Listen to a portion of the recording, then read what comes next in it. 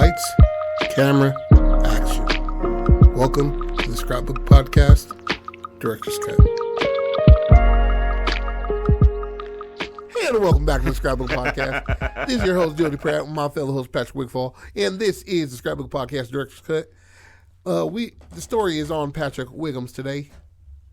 And it's Patrick Wiggums. I got some funny shit for y'all tonight. I think it's funny, and Joseph laughed, so it's funny. That's all that matters. So, this is a story that takes place in any regular old cemetery.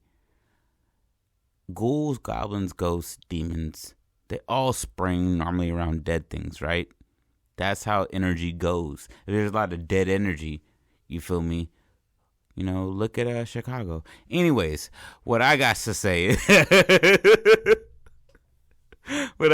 is, this story is about the people that watch the dead in each cemetery, and take each cemetery as a precinct, and also take it as a, what would you? It's not a biopic. What is it? What is it called when somebody follows you around with the camera? Easy word. I'm forgetting. Reality show? Yeah, it's a reality show. Yeah, for the people that are watching the gravesite. But they're otherworldly beings that are able to show themselves as people to regular people. But they also see everything that's coming out of this gravesite and trying to get back into the living world. Mind you, this isn't always like the worst thing. It could be a grandma or grandpa trying to go see their grandkids, and they're like, "Hey man, you need to come back here." And then, like we were saying, you know, we're soothing them back to sleep. This whole story is me and Joseph at a gravesite. And he's blue and I'm fucking yellow or some shit. You know what I mean? Like, it's just two beings that are having to hold it down as security guards for the crypt. And as they do this, they sometimes lose something, or something gets out, and then they have to venture into the city to go find this ghoul, goblin, ghost, or demon. And I think it's funny because I want this to be done in like Reno 911 style, where like the camera is following them and being like, "Look at this, we've got a APB, blah, blah, blah, blah." And it's just like an old woman, and then she walked into the street, and he's like, "Come back over here," and she's like, "No, I need to," and then the car goes to hit her, and it goes right through her, and the car crashes. Can the two protagonists put on human suits when they walk out? 100% they are portraying themselves as humans when humans are in the environment. They are the regular colors that they are when nobody else is watching. So it's like a clear transition. There is no... That's a part of the humor, I think, would be that like the second the human walks around the corner, I look back and I got two antennas and I'm purple. And I'm like, that was close. And then you're telling me, and you got like 4 mouths. And you're like, what the fuck? That's the kind of energy I want, is that you don't know aliens, and so I'm just going to make it as weird as I can for the aliens. But what people see is me and you. And then the second they walk away, it's me and you in some different color. So is it like a suit, or is it like a button that they hit to see that? No, I'd say they're otherworldly, so it's more playing on the mind thing of what you're seeing. Okay. Because it's on some MIB, like, you seeing this will fuck up your perception of reality. My only thing is because, yeah, I can see that, because whatever's coming out of the ground or in the crypts is of that world. Mm-hmm. Because then it'll be easy to argue, like, regular people won't even see whatever's running down the street because their eyes are jaded to an alien, so it'll be the same for that.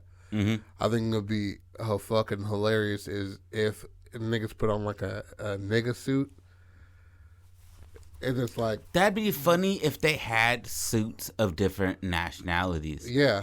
And they're coming out like haphazardly becoming Indian. Yeah.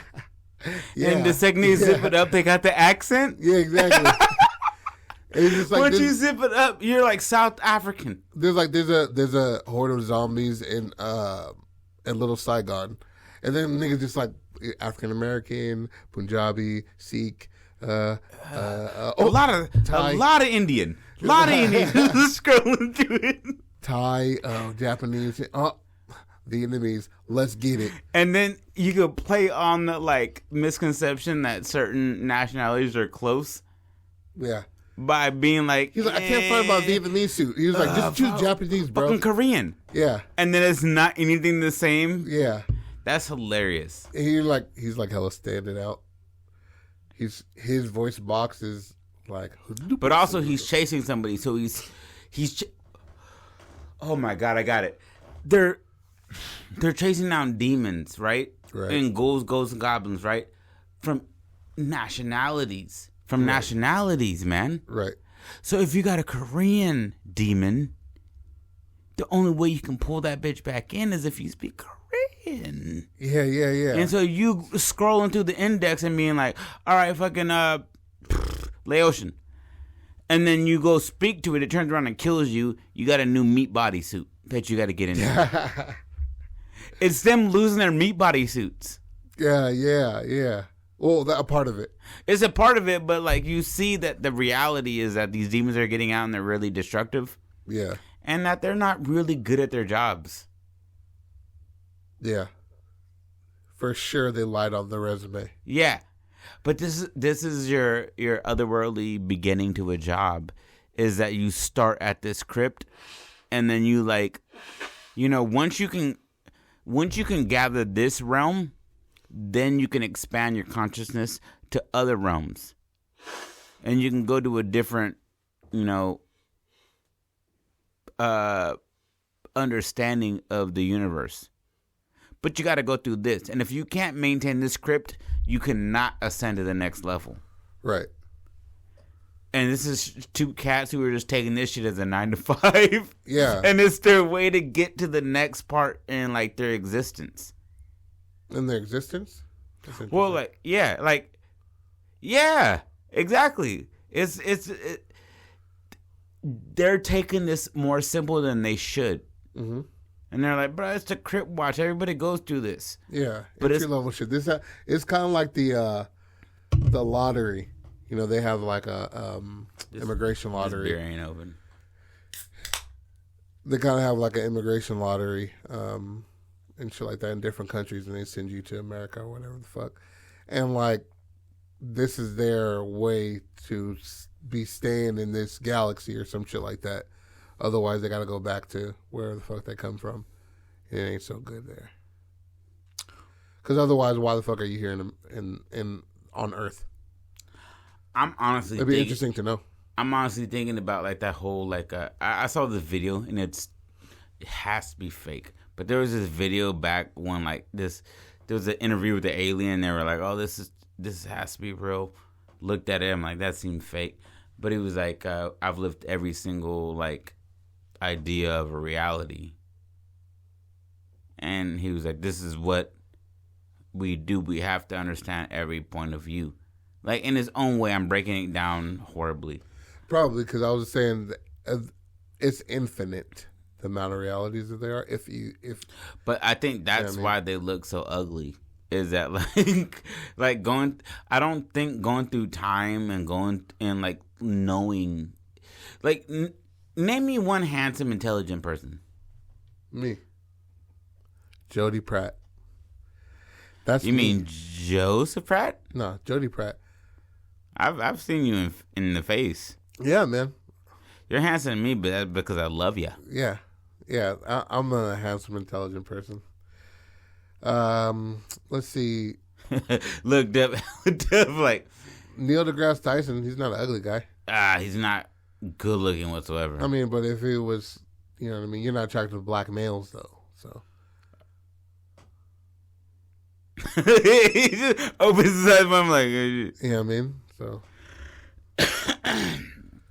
Okay, man. Well, I mean, I find Idris Elba handsome. Yeah. Dr. Strangelove. Patrick. Patrick Stewart. The woman that used to be on Joe Rogan podcast a lot. Dr. Rhonda Patrick. Yeah, she's very attractive. She's greasy as shit. But she's smart as fuck. Yeah, she seems like the kind of person that would tell you what to do, like for like pumping gas, and you're like, I know how to put the nozzle in. She's like, but what you need to do is, you don't understand curriculum. And I'm like, I don't understand curriculum. That's a fake word. You made that up. And she's like, curriculum's real. Look at this. I don't fuck with her. Like, and because her name is Patrick, it's put too much heat on my name. Bet. So what does this make you feel?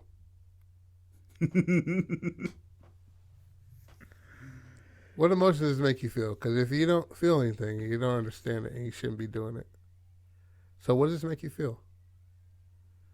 What emotion does this invoke in you?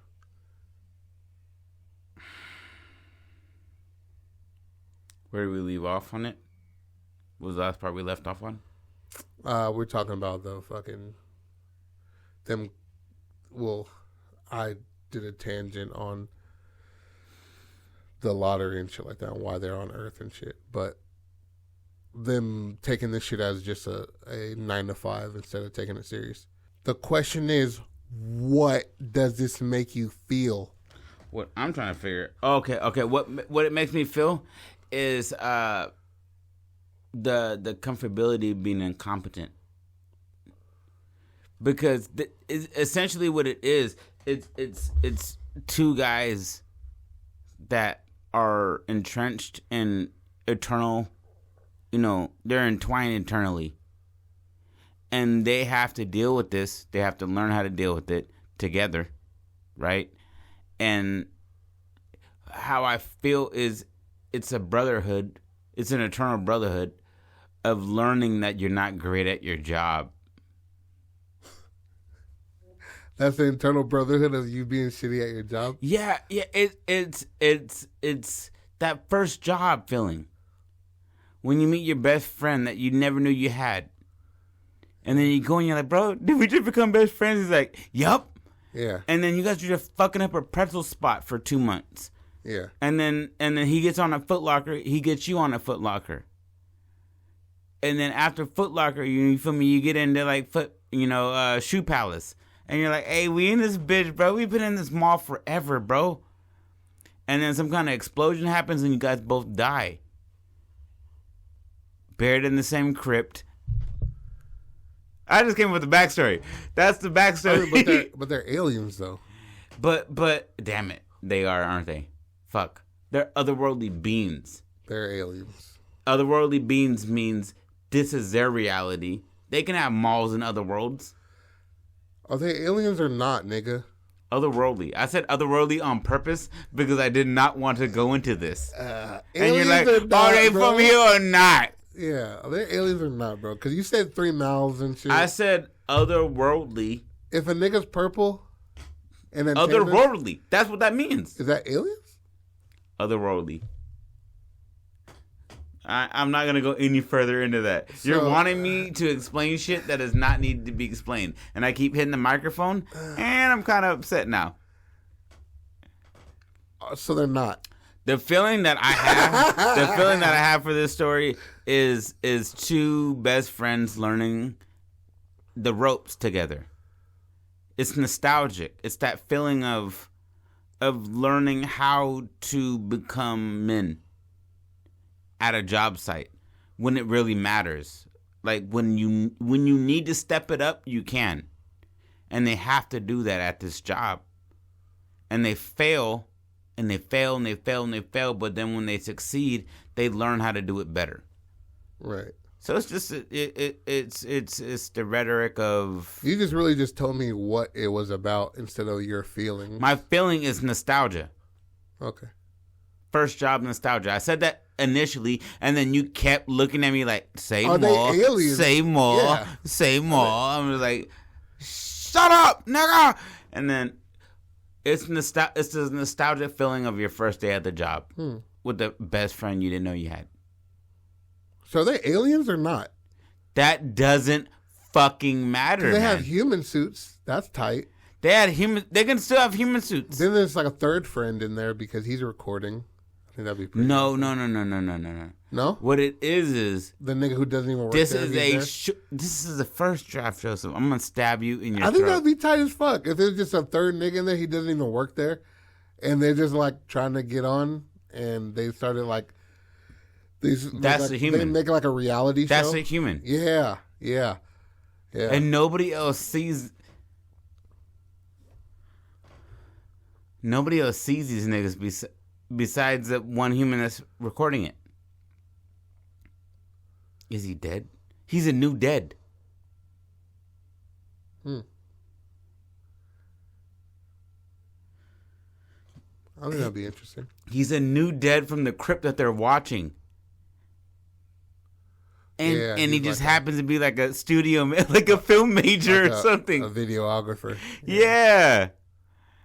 And there's like, and he's still aware enough to be able to do it, but sometimes he like veers off and goes to their feet, and he's like, "Hey, dead guy, up. What's his name? Philip? Fuck this guy." Oh, so they didn't even like him? No, but it's like initially, like the opening scenes of like them trying to teach him how to use it. Oh, okay.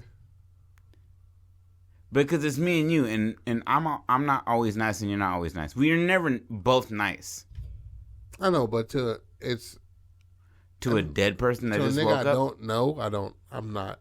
Yeah, but a dead person, and we're otherworldly beings. I mean, but Joseph. if you're adding on, you're fighting how me I'm supposed so to feel, much. You're fighting me so much. But you're adding on. You're saying, hey, how you act in reality, but you're an alien, and this is otherworldly. Okay, then I say that I'm a nice person. What the fuck? No, I'll be an asshole then. I'll be the asshole. Like this fucking guy. Kill him again, bro. And I'm like touching the camera and you're like, stop, man. Stop. You can be the guiding light. How about that? You're the person trying to like ring it in, and I'm like, fuck it. Yeah, I'm here to clock in and clock out, bro. So is this like Well, this is the night watch. This is the night watch of the crypt. So do they have weapons and shit, obviously? Yeah. But I feel like they should fluctuate for what we want. Let's make it fantastical. Fuck it. Yeah. Make it kind of like R.I.P.D., but not. Yeah. I want it video game style almost to where like I can just go to a gravesite and open it up like in Zelda, and then I'm like, the holy hatchet kind of thing. Oh shit! And there's like, you want to bust a mission tonight? Yeah.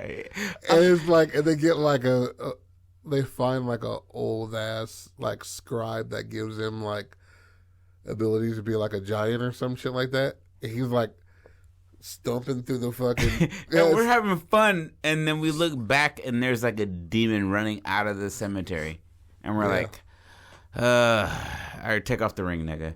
And then you take it off, and we're regular sizing, and we're like, fuck, he's probably. You can only kill so many humans before they come back. And the patrol is who they're hiding from. Not hiding from, but like they don't want on their tail. And the patrol is the overseeing factor. The overwatchers, overseer. Overwatchers. The Overwatchers. Yeah. Yeah, I like it. Oh man, that's hilarious. The nigga turns into a giant, and he's like peeping Tomming like girls, and he's like beating his meat. And then like there's like a demon fly past him. He's like, oh fuck, and then he gets smaller, takes off the ring, gets smaller. It's like this flaming ring with and then like he's like give me the ring. I'm like, give me the ring, Joe. You had to be able to nut on it. And I'm like, that's nut. That's your nut, isn't it? And you're like, I was big. I was a giant. And you're like, fuck. Do you have water? Anything to clean this up? And I'm just so okay with being around your nut because we're otherworldly beings, man. We don't have none of that gay like phobia, the homophobia. We're just like, all right, this is your nut, but also, why'd you nut on the ring, man? And you're like, well, it was in my hand.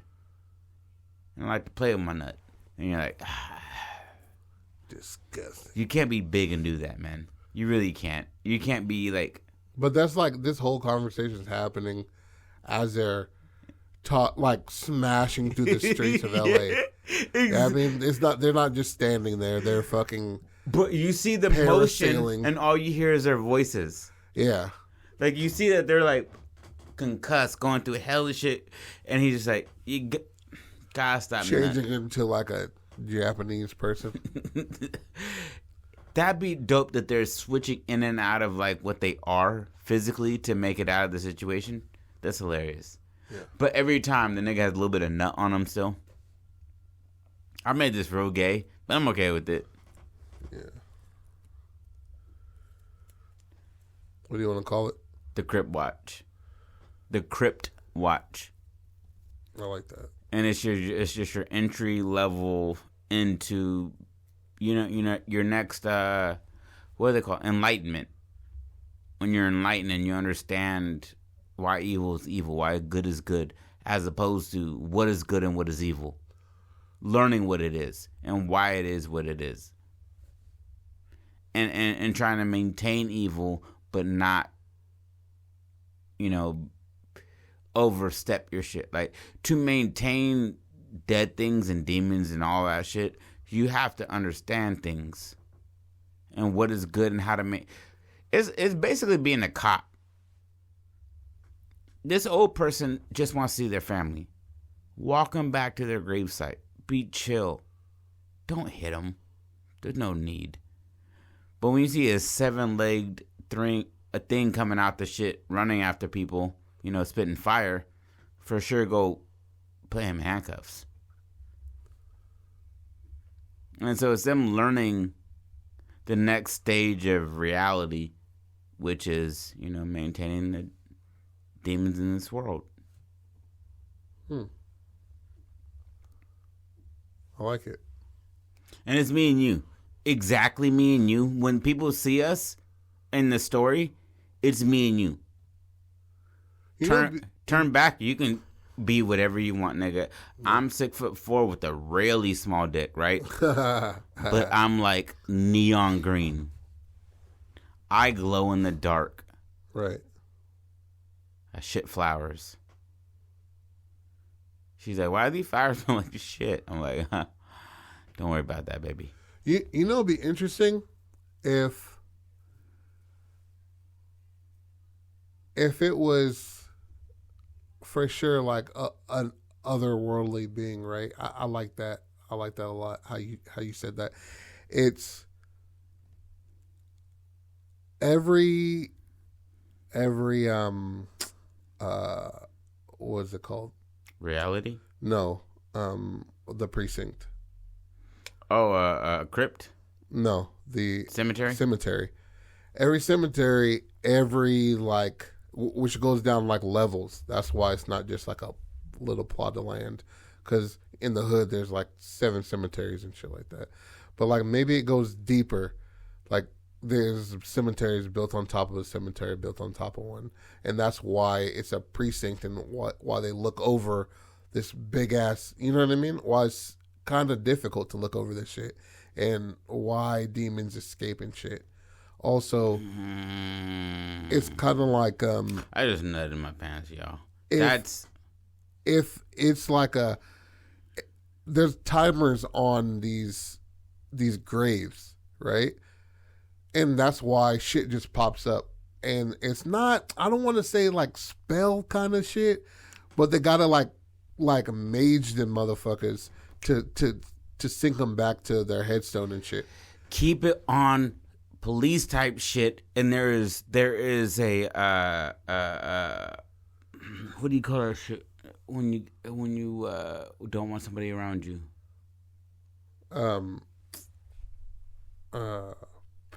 Not protective custody. You know what I'm talking about. Restraining order. Restraining order. Yeah. On this reality. And every so often, a restraining order is released for a demon, or goblin, ghoul, or ghost. And they happen to be there when that restraining order is up. Oh yeah, and the people that get up, Yes. the people that get up have temporary orders to come back to shit, right? But that's very so few and far between. The old nigga who goes to visit his family, like his That's time, often. That's often. exactly. His time is up now, though. You gotta go back. We gotta go get you and come back. And he's just like, I just a little bit longer, please. And he's just like, you got. I love it. yeah. You know what I mean? Dope. 10 years time, Frederick. 10 years time, and he's just like, Come back in 10 years. yeah, okay. And then like mage the nigga down, and he's like, that's his tether is in the ground now, and then his spirit goes and shit like that. And I think they should touch the ground and smear the ground and make a symbol on the ground. Yeah, exactly. seal That's them what in. I was so thinking, like a mage magic type of shit, where you just like you force that person there, and then when these niggas like burst out of the ground, and then alert comes, and we're smoking weed and shit like that, and alert comes just like class 4. Keep it real. I'm smoking weed and you're talking to me. Oh yeah, for sure. So there's two ideas of how you handle shit. Oh, okay. It's not two high niggas. Okay, it's Joseph and High Patrick. Yeah. And he goes and especially at work. I'm not doing that shit. I definitely smoke at work. Don't. I've said it. They know if I do it here. But yeah, that should. I feel like that would be hard. And I think we can get easy 5 seasons out of that, strictly due to the fact that you release demons that people remember the names of. Famous demons, right? Famous bad people. And then all you really got to do is find Hitler once. Beelzebub once. You know what I mean? Start throwing out those like religious names and people are like, that's out. Right. And it's us. And you're like, put the blunt out, man. And I'm like, but what I'm saying is, me putting it out, are you going to drive any faster? No, right? Yeah. And it's just me and you figuring out how to like get a demon back in the crypt. And honestly, I feel like that third person is just a regular human nigga. Yeah. You're just a regular, you don't want to be a fresh dead? No. Because we would have to do our job and put that nigga back to where he's supposed to be. Well, that's the whole point, is that we're not doing our jobs well. I know, but that's the thing. Yeah. Maybe like when the night comes out, we're like, hey, nigga, wake up. He's like, what? He's like, hey, get up, bro. And like we're crossing out the shit we put over his grave all the time, so he's constantly waking up. Yeah, unsmearing that shit, and he's just like unrestful. And the series goes until his body breaks down. Yeah. And then he becomes like a I want him to become a demon, like after like an unrestful demon. And we're just like, what did we do? Yeah. And that's the end of the season. Yeah. End of season 1 is us overusing a dead person. Yeah. To record our shit. That's good. I like that. I like that a lot. All right, well, we're going to call it. We're going to come back to that. We're going to have a sequels month coming up. Just, stay tuned. Yeah, the month of March is going to be interesting. We're going to do 1 week in February where we have our kids on. Oh, I can't wait, man. I already recorded an episode with Amelia. Actually, like 4 or 5, but 1 for sure I'm going to be using for this. The other shit, I'm just going to use it for memories. I want to do one with Cairo, but... You got to do it with your kids, so... No, I just don't want to do it while Roman's here. Yeah. You got to fight with the energy. I mean, you're going to be recording this shit, so you can wrangle your kids if you... I know, but what I'm saying is... Don't touch this. To keep Roman or Cairo like focus in a straight line. Yeah. Because he's going to be telling me what Roman's doing. Roman's doing this. I'm like, I know what Roman's doing. I have the 2 things you see, the eyes. Yeah. I got these, baby. Yeah. I'm seeing everything, baby. He's like, then why the fuck aren't you doing anything about it? I can only hit him so much he wakes up. Need to hit him more. Like, damn, you said that really good. That's why I'm telling you, my man. You're not doing anything. He says, my man. I'm like, come on, B. Come on. You need to tighten up ship around this motherfucker, who the bruh. fuck are you talking to? You sound like a New York nigga. Then I gotta choke him. That nigga's just like, after this nap I'm gonna take, I'm gonna need a chopped cheese and a Lucy. Shit. I'm out this bitch. All right. Thank you for joining us on the Scrapbook Podcast Director's Cut for the Crypt Watch. Not Crypt. Crypt with a T at the end of that bit. I think this turned out really well, and it was fun. We will do a sequel to this on the March month. March is sequels month, baby. Let's go. So thank you for joining us. Thank you for hearing all of our bickering over the time. We are learning just like you guys are, man. So we'll make this happen, baby. Y'all have a good night. Go ahead. This is Scrapbook Podcast Director's Cut. I'm your host, Jody Pratt, with my fellow host, Patrick Wickfall. We love you. Don't stop being creative.